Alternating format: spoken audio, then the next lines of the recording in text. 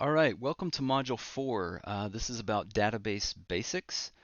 So in the previous module, we talked about the interface builder a little bit and kind of the relationship between the visual elements and the database and the actions and how those kind of work together. This video is about the database and kind of how the database is structured. And the way that I like to typically explain this is if you've ever used a spreadsheet, um, it's actually very similar to a spreadsheet. It's just viewed a little bit differently. And in fact, if you click on the records here beside a collection, you can kind of see that it's actually laid out like a database or like a spreadsheet. But I do want to make the distinction that a spreadsheet is not a database. A spreadsheet functions primarily as individual cells.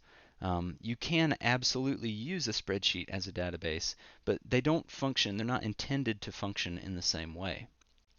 A database relies on what's called records, which is just a row of data.